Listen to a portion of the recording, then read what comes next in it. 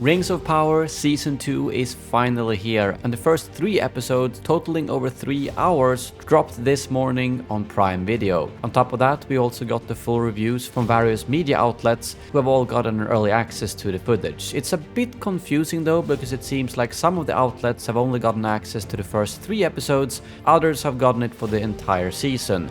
And the reviews are mixed, to say the least. Some are saying it's the best fantasy since Season 4 of Game of Thrones, whereas others are saying that it's just as bad as Season 1. Me personally, I'm kind of somewhere in between, and I wanted to share my thoughts on the first 3 episodes in this video. And I'm gonna try to keep it fairly spoiler free, so if you're more like wondering should I watch Season 2, hopefully I will also answer that question. But if you watched it, I'll still be specific enough that you can probably understand what I'm referring to.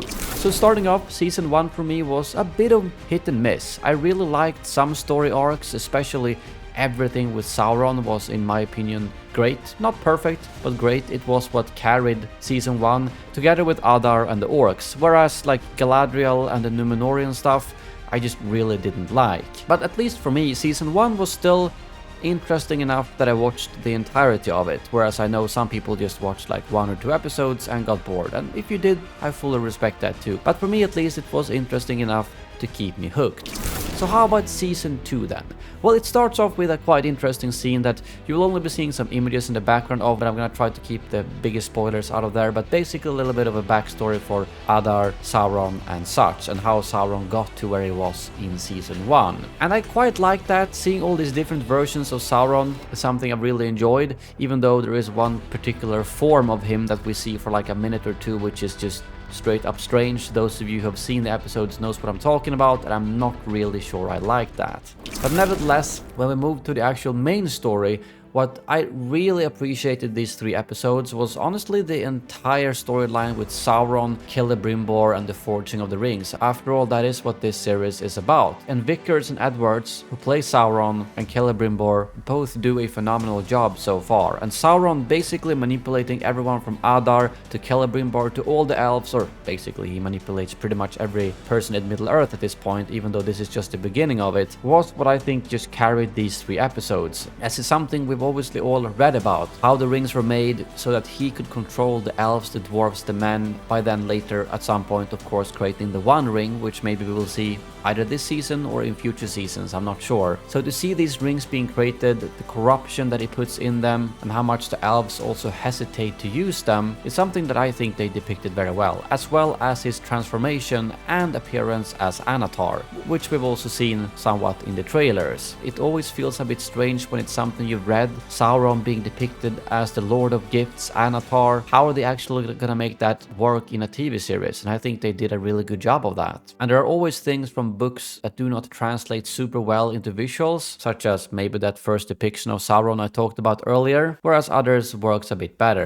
Then of course we do have all the other storylines, some of which I'm not a huge fan of. Galadriel felt a little bit toned down. I wasn't as bothered about Clark's performance of Galadriel in this season as I was in the first season. It also feels like they toned her down a bit. She wasn't as present and as annoying, if that's even the right word to use, but I felt that they put more focus on more interesting characters. But I still kind of feel the same thing about Numenor.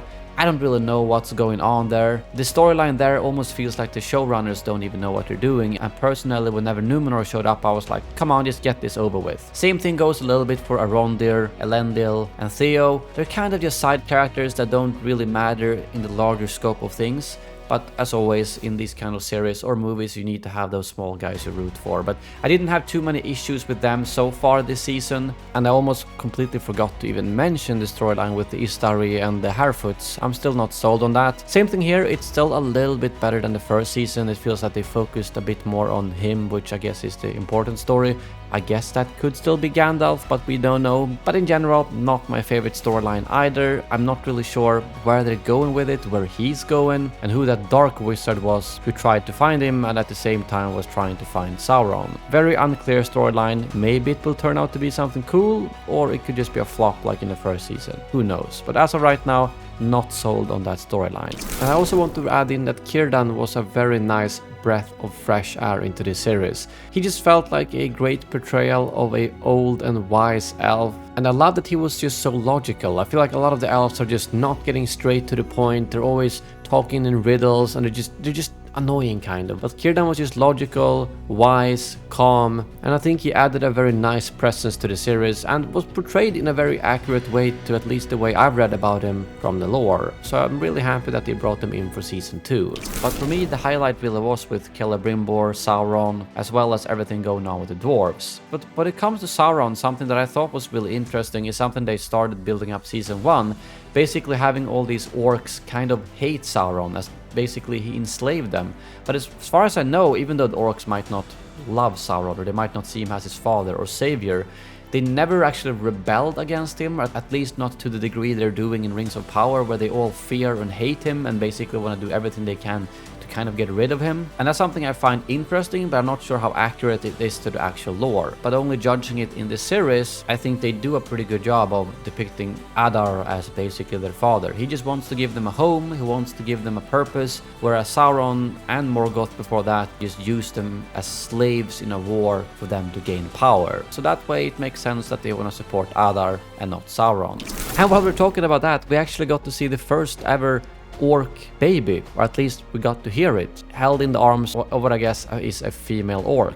I think we can see kind of some female orcs in Lord of the Rings, at least there's one in particular outside of Minas Tirith I always thought was a female orc. But this is the first time we actually see almost like an orc family, which I think is quite interesting. I mean, Tolkien himself even said that yes, there were orc women, just we didn't get to see them much because we usually see orcs in a war situation when it would usually only be the men.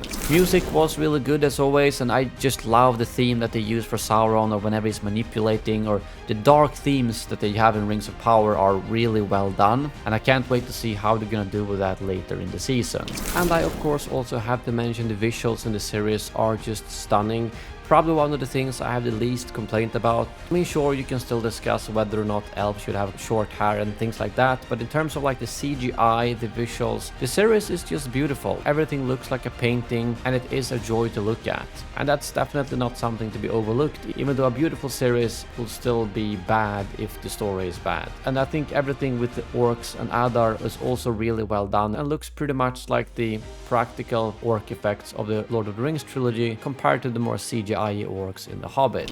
But I also do have to bring up the complaint that it is still a little bit slow, or at some points very slow, because we need to keep in mind that this was over 3 hours of material, which is the length of one of the Lord of the Rings or Hobbit movies, whereas the story itself did not really move forward that much. Even though I enjoyed the parts with Celebrimbor, the forging of the rings and all of that, it is still just too slow. There are exciting parts in there, but the stuff in between does feel a little bit like filler, and that's basically how season 1 was, even though in my opinion at least season 1 was way worse, where it was way more filler, less big highlights, and also a lot of stuff that just wasn't very good.